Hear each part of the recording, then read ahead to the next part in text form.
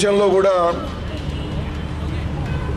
పుష్పాలను దేవతలుగా పూజించేటటువంటి సంప్రదాయం ఎక్కడా లేదు. మనం ప్రతి వస్తువులో కూడా దైవత్వాన్ని చూస్తాం. కాబట్టి పుష్పంలో కూడా అనితర సాధ్యమైనటువంటి దైవత్వం ఉందని చెప్పి భావించి మనం ఆ పుష్పాలను ఈ సందర్భంగా వివిధ రూపాల్లో, ఒకానొక సందర్భంలో ఈ పుష్పం దేనికి పనికిరాదు అని చెప్పి, ఈ పుష్పం ద్వారా ఏం ప్రయోజనం అని చెప్పి మనం వ్యవహారికంలో మాట్లాడుకున్నప్పటికీ ఆ పుష్పంలో కూడా దైవత్వం ఉందని చెప్పి బతుకమ్మ సందర్భంగా పుష్పాలను పేర్చి భగవత్ స్వరూపంగా మనం పూజించేటటువంటి ఒక గొప్ప పండుగ. చాలా సంతోషం.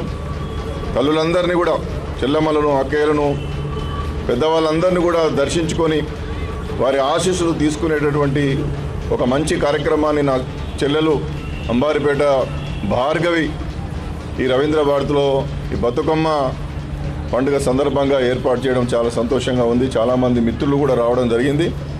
ఏది ఏమైనా ఆది అపర పరాశక్తులుగా స్త్రీని శక్తి స్వరూపినిగా భావించేటటువంటి ధర్మం మన భారతీయతలో ఉంది.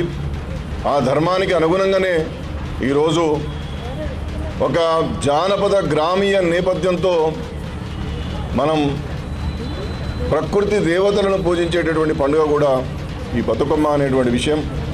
బతుకమ్మ అంటే బ్రతకనివ్వండి అని, బ్రతకడానికి కావాల్సిన ఏర్పాటు చేయమని, బ్రతుకులో ఉన్నటువంటి బాధలను తగ్గించమని చెప్పి కోరేటటువంటి, అమ్మవారికి చెప్పుకునేటటువంటి, దుర్గమ్మ వారిని పూజించేటటువంటి నవదుర్గలను, వారి ప్రాభవాన్ని, వారి వైభవాన్ని ప్రపంచానికి తల్లులందరూ, చెల్లెలందరూ చెప్పేటటువంటి పండుగగా మనకు బతుకమ్మ పండుగ చిన్నప్పటి నుండి మనం చూస్తుంటాం.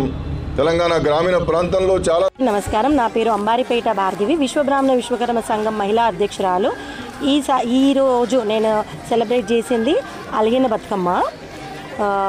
అండ్ ఇది నా 4th ఇయర్, అంటే రవీంద్ర భారతిలో 4th ఇయర్. ఎప్పటి నుంచో బతుకమ్మ అన్నది మనం చేస్తూ ఉంటాము. రవీంద్ర భారతిలో నేను ఎప్పుడైతే అధ్యక్షురాలుగా పదవి తీసుకున్నానో అప్పటి నుంచి రవీంద్ర భారతిలో బతుకమ్మ చేయడం అన్నది స్టార్ట్ చేసినాను. ఇది నా 4th ఇయర్ అనమాట.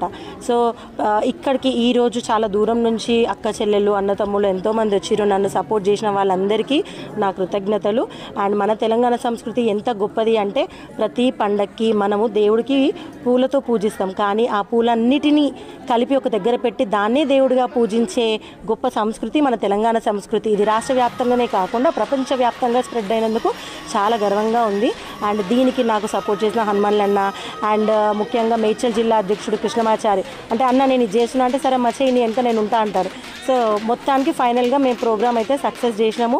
దానికి నాకు చాలా, ఇప్పుడు మీకు చెప్తే నిజమా అంటారేమో, నిజాంపేట నుంచి ఇప్పుడు అక్కడ ఉన్న మహిళలందరూ కూడా ఒక్క ఏరియాకి సంబంధించిన వాళ్ళు కాదు, చాలా దూరం నుంచి వాళ్ళు వర్షం పడుతున్నా కూడా అరే అక్క బతుకమ్మ చేస్తుంది వెళ్దాము అని చెప్పి చాలా ఇష్టంతో వచ్చినందుకు చాలా సంతోషంగా ఉంది.